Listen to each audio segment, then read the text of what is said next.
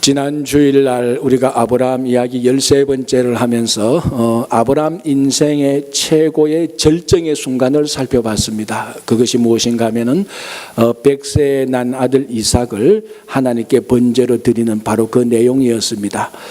이것이 아브라함 인생 전체로 볼 때 최고의 하이라이트였습니다. 물론 그렇다고 해서 아브라함의 인생이 이 최고의 하이라이트, 이 하나만이 제일 중요하고 이것만이 다다, 그런 것은 절대로 아닙니다.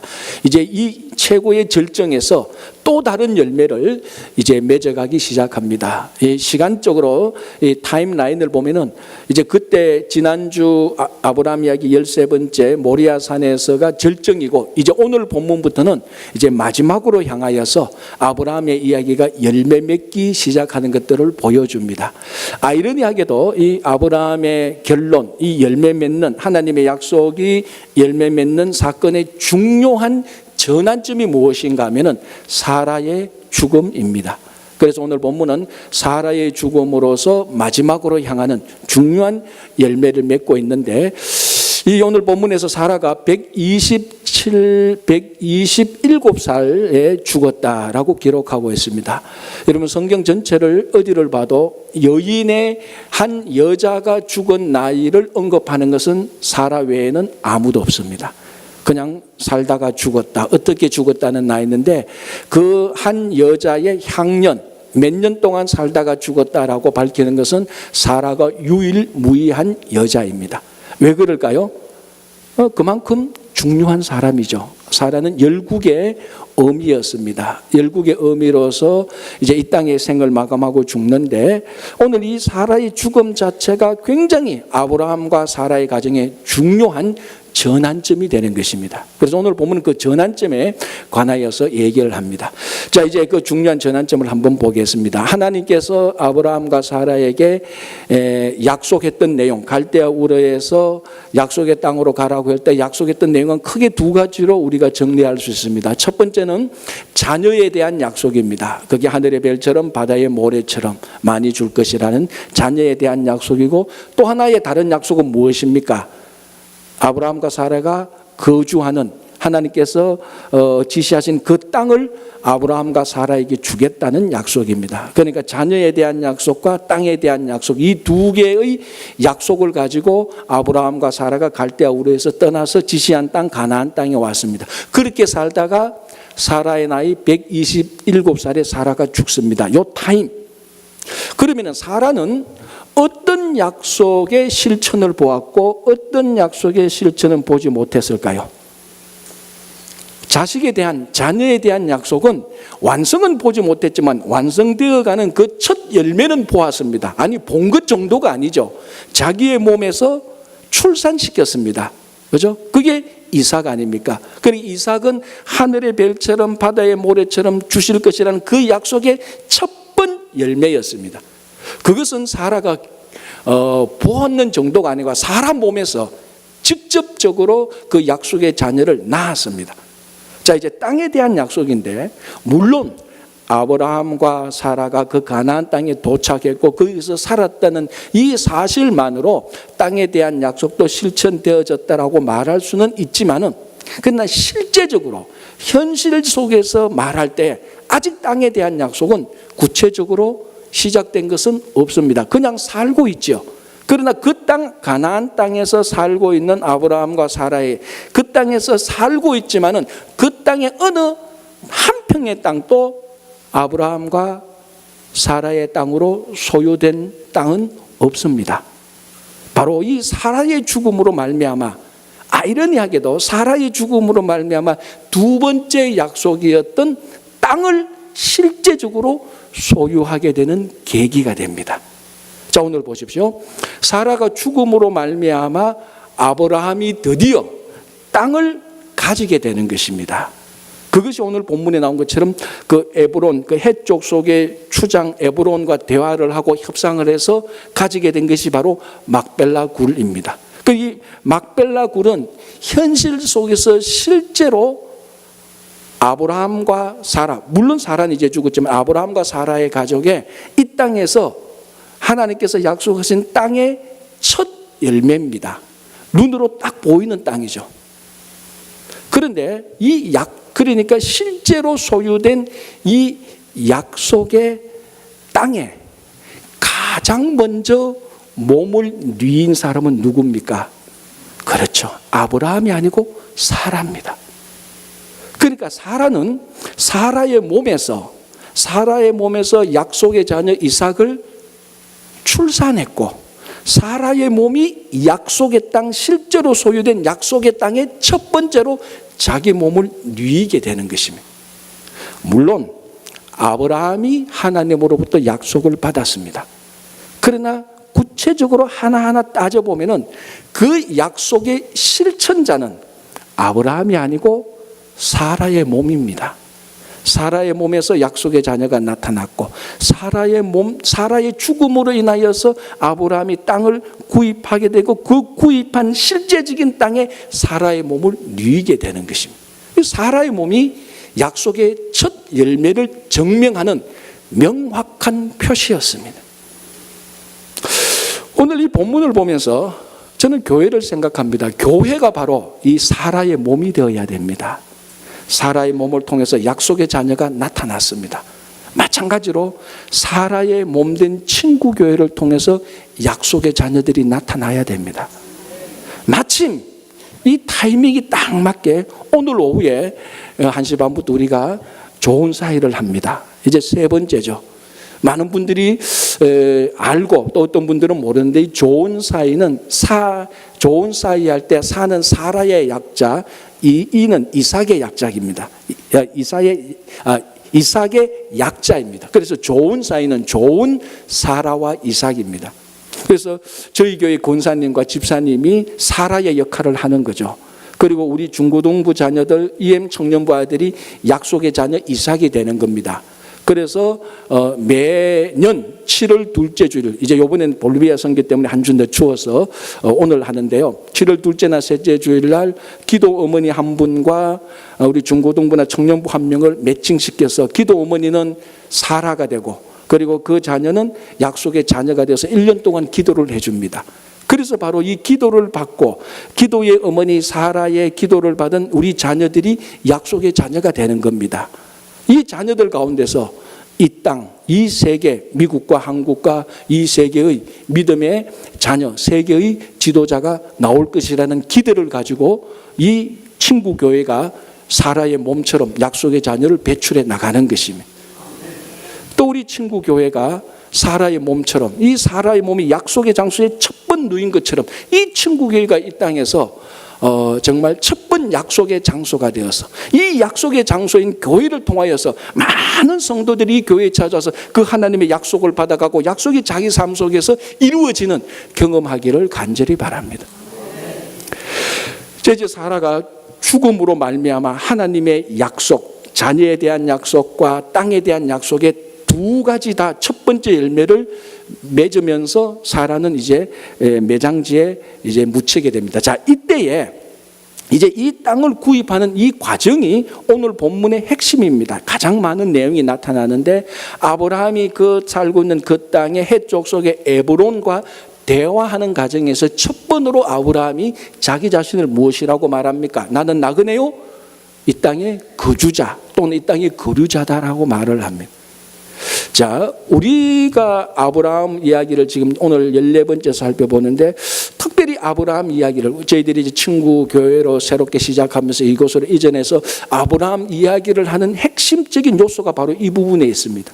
아브라함의 정체성, 나그네였고 거류자였다.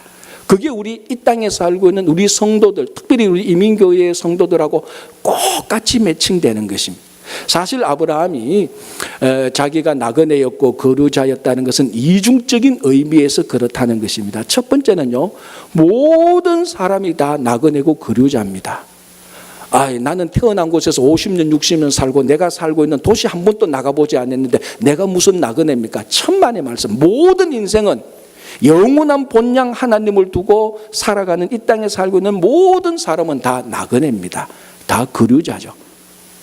특별히 사도 베드로가 베드로전서 2장 11절에서 뭐라고 말합니까? 우리 성도들을 향해서 나그네와 같은 너희들이라고 말합니다. 사도 베드로는 우리들을 보고 다 하나님 영원한 본향을 두고 살아가는 나그네다, 거류자다 이렇게 말을 합니다. 그러니까 아브라함이 내가 나그네요, 거류자라고 말하는 것은 가장 본질적으로 모든 인생을 두고 다 말하는 것입니다. 그 폴란드의 유명한 랍비 하페츠 하임이라는 사람이 있습니다. 워낙 유명하기 때문에 많은 여행객들이 와서 방문하고 상담하고 지혜를 얻어갑니다. 미국의 한 여행객이 폴란드에 있는 그 하페츠 랍비를 찾아갔습니다. 워낙 유명했으니까 찾아가서 이제 수소문해서 그 집에 갔습니다. 그 집에 가니까 집이라고 있는데 보니까 집이라고 있는 것에 방 하나가 답니다. 그럼 저 방 안에 무엇인가 있겠지 하고 방문을 열고 들어가니까 랍비가 있고 그 방 안에 있는 세간, 그러니까 가구들이라고는 책하고 의자 하나, 책상 하나가 다였습니다. 아니 이렇게 유명한, 이렇게 온천지 알린 지혜자가 유명한 사람의 이 세간살이 치고는 너무나 초라한 거예요. 그래서 이 여행객이, 미국에서 온 여행객이 묻습니다. 랍비님, 이것 말고 다른 세간들이 어디 좀 있습니까? 묻습니다. 랍비가 말합니다. 당신은 세간살이가 있습니까? 이렇게 묻습니다. 그러니까 여행객이 놀라서, 아니 나는 여행객인데 무슨 내가 세간살이 가구가 있겠습니까? 라고 이렇게 말을 하자 랍비가 그 말을 받아서 이렇게 대답을 했습니다. 나도 자네와 똑같이 여행객이고 나그네요, 이렇게 말을 했다는 것입니다. 그렇죠. 한 사람은 이곳저곳을 떠돌아다니는 여행하는 나그네에 불과하지만은 그 랍비는 영원한 하나님 본향을 두고 이 땅에 잠시 머무는, 그 잠시 머무는 기간이 다를 뿐이지 모두 다 나그네입니다. 우리의 본향은 하늘에 있습니다. 아브라함이 내가 나그네요, 내가 거류자라고 말 때 그 본질 속에 이런 의미가 담겨져 있는 것입니다. 자, 이중적 의미라고 했는데 이제 두 번째 의미는 이게 더 실제적이죠.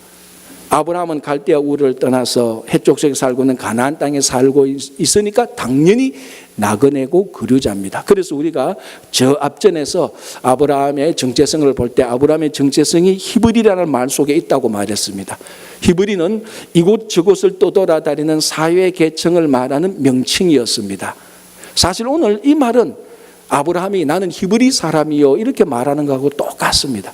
그 히브리 사람, 어느 한 지역에 들어가서 이곳저곳을 정처 없이 떠돌아다니는 사람, 그게 나그네고 거류자입니다. 그 사람이 바로 오늘날 우리 용어로 말하자면 이민자죠. 그래서 이 본문을 저보고 번역하라면 저는 이렇게 말할 겁니다. 훨씬 더 리얼하게, 나는 이 땅의 이민자요, 이렇게 말을 하는 것입니다. 그리고 아브라함의 자기 정체성을 말하는 거죠. 나는 이 땅의 이민자다. 자, 이 이야기를 들었던, 그러니까 이중적 나그네요 거류자다라는 이야기를 들었던 해쪽 속의 추장인 에브론이 뭐라고 말합니까? 아, 그렇소. 당신 참 이 땅에서 나그네로 거류자로 이민자로 살면서 수고가 많습니다. 뭘 도와드릴까요? 이렇게 말한 것이 아니고 전혀 다른 얘기를 합니다. 뭡니까? 당신은 이 땅에 이민자가 아니고 나그네도 아니고 이 땅에 우리들 가운데서 하나님께 세우신 좋은 위대한 지도자입니다. 이렇게 말합니다.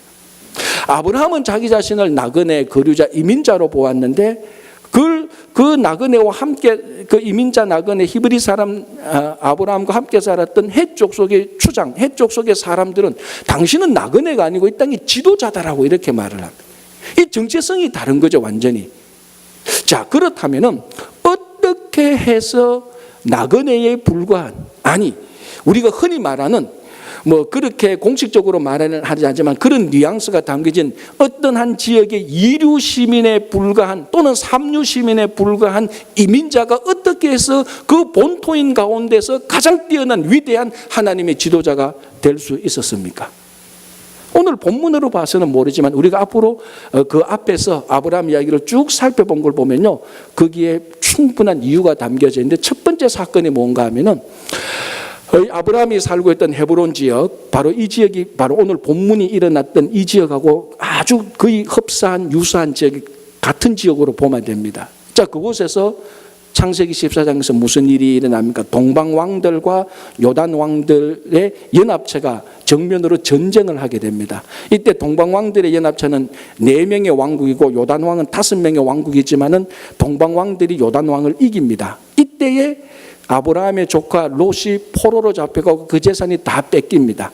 이 소식을 들었던 아브라함이 자기가 키우고 있었던 318명의 가인들 또는 군사들을 데리고 가서 동방왕들을 공격합니다. 물론 기습이었겠죠. 밤에 야습 정도 게릴라 작전을 했을 겁니다. 어쨌든 18명을 데리고 가서 동방왕들을 이기고 롯을 구출하고 재산을 다 가지고 옵니다.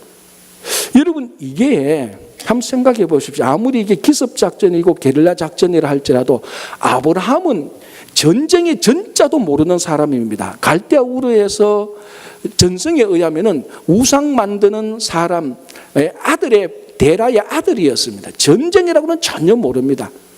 그런 사람이 어쨌든 자기 밑에 318명을 데리고 가서 요단 왕들의 동맹체를 이겼던 동방 왕들의 동맹체를 기습해서 사람을 데리고 오고 재산을 다시 회복시킨다.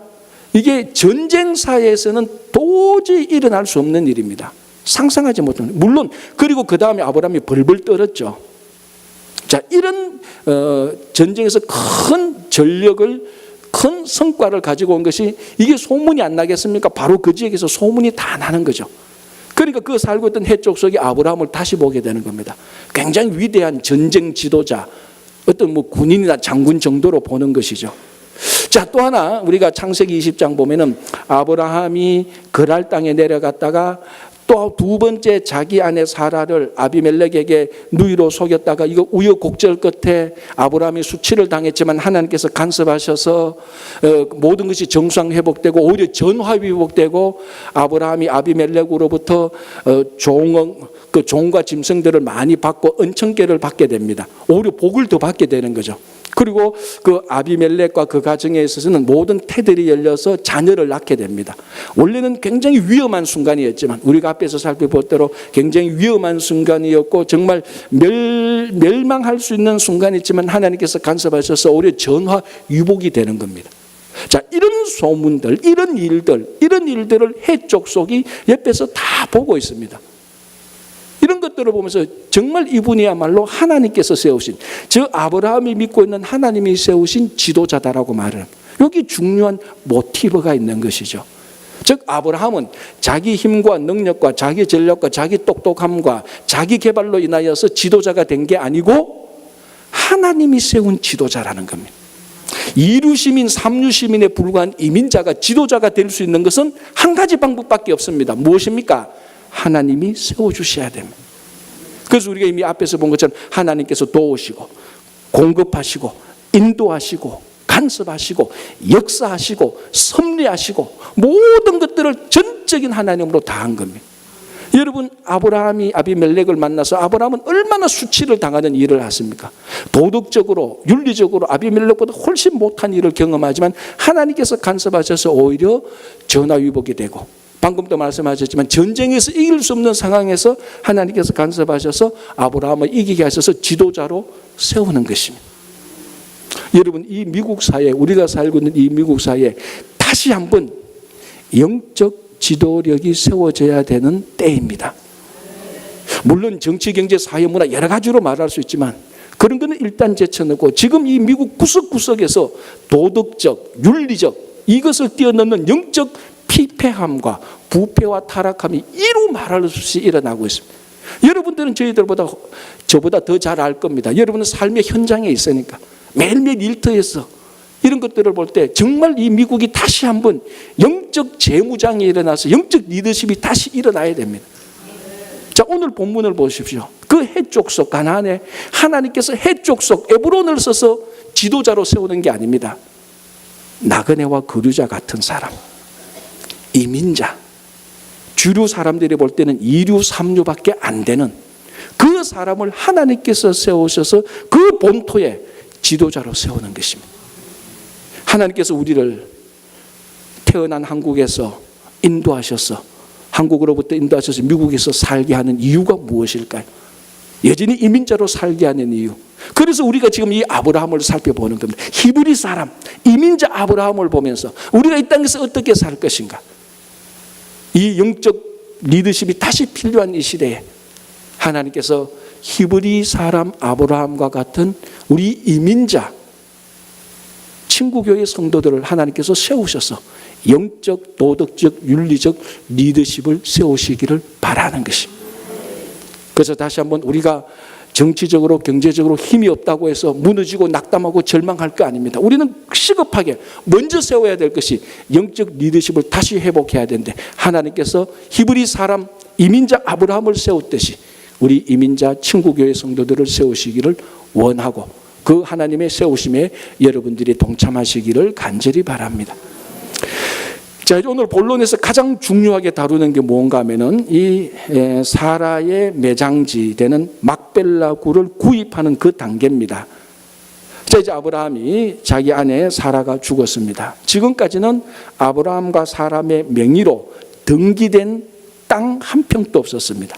거기서 살고는 있었지만, 지도자로 살고는 있었지만 실제적으로 소유된 땅은 하나도 없었습니다. 어떻게 보면은 지금까지 그런 땅이 필요 없었을 수 있습니다. 우리말로 하면 렌토로 살았으니까. 그런데 이제 사라가 죽었습니다. 이 사라의 죽음을 매장지를 빌려서 묻기에는 아닌 겁니다. 그래서 아브라함이 이제 이 땅을 구입하는데, 그 모든 사정을 알았던 헷 족속 에브론이, 아브라함은 자기 가운데서 위대한 지도자니까 당신이 원하는 땅을 말만 하라, 우리 가운데서 가장 좋은 땅을 공짜로 그저 내어주어서 사라의 매장지로 삼게 하겠다. 이게 굉장히 관용이죠, 그죠? 정말로 여기는 풍성한 마음이 있습니다. 이거 뭐 거짓이 아닙니다. 분명히 아브라함이 자기 가운데서 위대한 지도자니까 헷족속이 아마 뭐 우리말로 하면 회의를 했을 수도 있겠죠. 회의를 해서 저 아브라함은 우리 가운데 지도자니까 원하는 땅, 제일 좋은 땅을 매장지로 우리가 거저 줍시다. 이게 한 번이 아닙니다. 두 번, 세 번 얘기하는데 그때마다 아브라함은 우리말로 하면은 다 거절합니다. 쉽게 말하면 당신들이 거저 주는 땅은 내가 갖지 않겠다. 우리 같으면은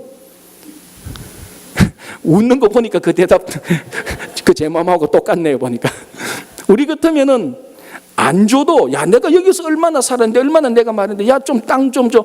안 해도 우리가 먼저 가서 막 베깅하고 요청할 건데, 이게 가만히 있는데 땅 준다 그래도 아브라함은 계속해서 두세 번 강력하게 진심으로 아니다, 내가 그 땅값을 정식으로 지불하겠다. 그래서 오늘 보면은 상인이 통용하는 가격으로 은 400세겔을 주고 막벨라 굴을 구입하게 됩니다.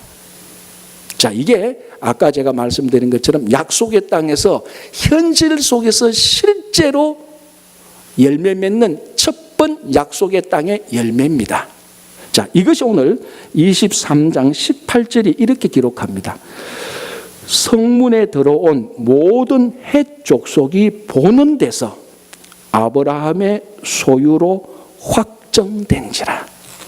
이제는 이 순간부터 이후까지 누구든지 이 땅에 대하여서는 아무도 빼도 박도 못합니다. 헷 족속이 다 보는데 모여서 아브라함이 상인이 통용하는 공식 화폐 은 400세겔을 주고 그 땅을 구입합니다.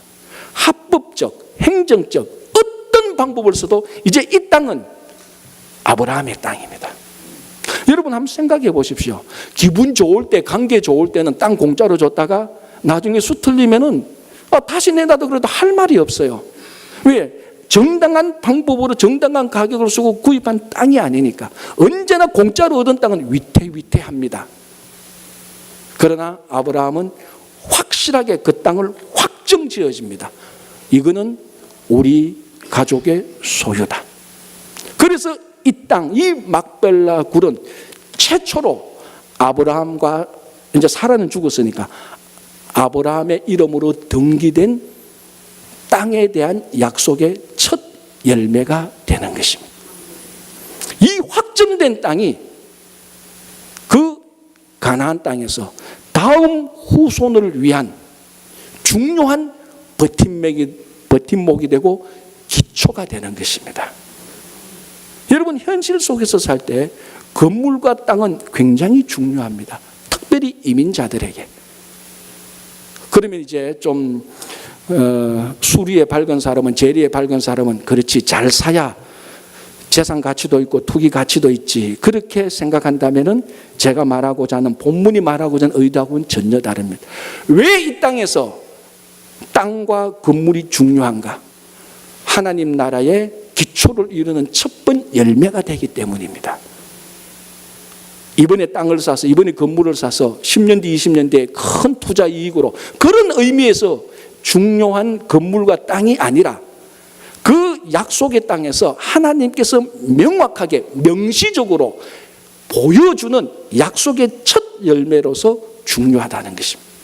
그래야 그 다음 자손들이 이어서 이 건물과 이 땅은 하나님께서 우리에게 약속하신 첫 열매다. 이 열매를 보면서 계속해서 두 번째, 세 번째 열매를 향하여서 그 땅에서 하나님 나라를 이루어 갈 수 있는 첫 번째 기초가 되는 것입니다.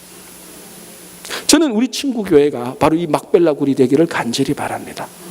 이 친구 교회가, 건물과 땅을 가진 이 친구 교회가 투기용으로, 재산용으로 가치가 있니 없니, 그것이 중요한 것이 아니고, 이 친구 교회가 땅과 건물을, 이 하나님을 섬길 수 있는 이 공간이 하나님께서 이민자 우리에게 주신 확실한 하나님을 섬기는 하나님 나라를 향한 첫 번 기초가 되기를 간절히 바랍니다. 그래서 우리 1세대가 여기서 신앙생활하고 하나님 나라를 위해서 열심히 살다가 우리가 다 하나님 나라 가면은 이제 2세대가 이 땅을 다시 기초로 해서 하나님 나라의 사역을 할 수 있는 것입니다. 여러분, 그래서 이 땅의 기초가 되어서 여기에 누구누구가 묻히는 건, 누구누구 묻히는 줄 압니까? 이제 나중에 보면요, 아브라함이 그 매장지에 묻힙니다. 그리고 1세대가 지나가죠. 2세대 이삭과 리브가가 거기에 묻힙니다. 지나가고 3세대 야곱과 라헬이 거기에 묻힙니다. 끝났을까요? 요셉하고 그 가족들이 애굽으로 다 갑니다. 끝났죠? 그러나 아니잖아요. 창세기가 어떻게 끝납니까? 요셉의 유언으로, 요셉의 죽음과 유언으로 끝나는데, 요셉의 유언이 뭡니까? 나를 애굽에 묻지 말고 나중에 후손들이 이 땅에서 나가서 고향으로 돌아갈 때 내 시신을 가져가서 거기서 묻어달라고 말합니다. 그리고 400년이 지난 다음에 출애굽할 때 야곱의 시신을 가서 그 땅에 묻어둡니다. 그 막벨라 굴 하나가 대대로 그 자손들에 대한 하나님의 약속에 대한 흔들리지 않는 기초가 되는 것입니다. 그래서 이 이민자, 우리 이민자로 살고 있는 이민교회, 이 친구교회가 대대로 우리 자손들이 흔들리지 않는 믿음의 기초가 되는 그런 교회가 되기를 바라는 것입니다. 그 한국 작가 가운데 최명희 씨의 홍불이라는 책에 참 우리 한국민의 애환이 담겨 있는 책입니다. 그 배경이 언젠가 하면요, 일제시대 정도 되고, 배경이 그 전라도에 있는 매안이라는 지역에 이제 배경이 되는데, 이런 내용이 나옵니다. 이제 그 매안 지역에 이제 가장 큰 지주였던 청암 부인이 있습니다. 그 부인이 죽고 이제 묘지를 만들죠. 선산에 묘지를 만드는데, 이제 매안 지역에 살고 있는 하류민들, 다 천민들이죠. 온갖 종류의 천민들이 백정도 있고 온갖 종류의 천민인데, 그 중에 천민이 무당이 나타납니다. 이 무당이 8천민, 그러니까 8대 천민 가운데 하나죠. 굉장히 무시당하고 하는데, 이 무당의 아버지가 죽으면서 하나 유언을 남깁니다. 그 유언이 뭔가 하면은 내 뼈를 투장해달라고 말합니다. 투장이 뭔가 하면요, 죽은 사람의 시신의 뼈를 다른 사람의 무덤을 파서 그 뼈와 함께 묻어버리는 겁니다.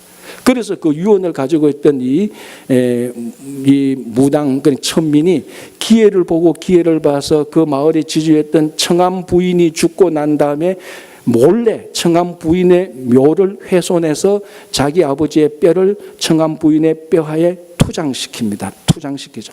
그래서 이게 어떤 효과를 가져내가 하면, 우리말로 하면 이 다 좀 무속적인 건데, 죽어서 자기 아버지하고 청암 부인하고 결혼을 하는 겁니다. 합장시켜버려요. 그래서 자기 천민이 청암 부인과 함께 결혼을 한 그 효과로 자기 자녀들은 제발 천민으로 살지 말고 그 청암 부인의 자녀처럼 살기를 바라는 무속의 염원이 담겨져 있는 겁니다. 참 아련하죠, 그죠? 우리 조상들이 그렇게 사는 그 정서가 나타나는데, 여기서 중요한 게 하나 나타납니다. 매장지가 나타나는데요. 그래서 나중에 이 투장했는 것이 이것이 나중에 발각되어서 죽을 만큼 덕성마리에서 완전히 사람이 망가집니다. 그건 굉장한 범죄거든요. 자, 여기서 이 투장을 하게 된 근본적인 욕구가 뭔가 하면 신분 상승입니다. 신분 상승을 해서 자기 자녀는, 나는 이렇게 살더라도 우리 자녀는 좀 좋은 시대에서 좋은 사람으로 살고 싶다. 좀 양반의 자녀로 살고 싶다. 그래서 그게 뭐 됐든 안 됐든 그 염원으로서, 신분 상승의 염원으로서 그런 목숨을 걸고 그런 일을 합니다. 거기에 중요한 게 바로 매장지입니다. 매장지. 왜냐하면 그 무덤, 거기에 합장을 시키는데 그 무덤을 판 사람은 목숨을 각오해야 됩니다. 왜 그런가 하면요, 무덤이라는 것은 그 가문의 정체성입니다. 그래서 보통 우리가 선산이라 그러죠. 한국에서 어떤 사람이 죽으면 선산이 어딘가 묻고, 선산에 그러면 선산이 어디입니다 하면 거기에 가서 다 묻습니다. 그리고 우리말 가족묘죠. 가족묘를 다 묻습니다. 자, 오늘 한번 보십시오. 아브라함이 갈대아 우르를 떠나와서 가나안 땅 핵족속 살고 있는 그 땅에서 최초로 자기 가족의 선산을 정합니다. 그게 갈대아 우르를 정하는 것이 아니고 하나님께서 약속하신 그 땅에, 가나안 그 땅에 선산을 정합니다. 무슨 말인가? 아브라함이 이제 자기 가목, 자기 가족들, 아브라함 패밀리, 그 후손의 정체성을 결정합니다. 선산을 마련해서. 그래서 제가 조금 전에 말씀드린 것처럼 거기에 이삭과 야곱도 묻히고 400년, 500년이 지난 다음에 요셉까지도 거기에 묻히게 됩니다. 그 매장지가 별거 아닌 것, 그냥 사람만 묻는 그런 어떤 무덤의 역할을 하는 것이 아니고, 이 매장지는 아브라함이 처음 정한 이 매장지 막벨라 굴은 아브라함의 선산입니다. 이것은 아브라함이 누구인가, 아브라함의 가족들이 누가 되어야 하는 건가를 밝혀주는 겁니다. 그래서 갈대아 우르에 가서 선산을 정하지 않고 자기 고향, 오랫동안 아브라함이 75세까지 살았던 갈대아 우르의 선산을 정하지 않고 하나님께서 약속하신 그 땅에 선산을 정합니다. 그 땅, 하나님 약속의 땅에 선산을 정함으로 말미암아 영원토록 갈대아 우르의 모든 것은 단절시킵니다.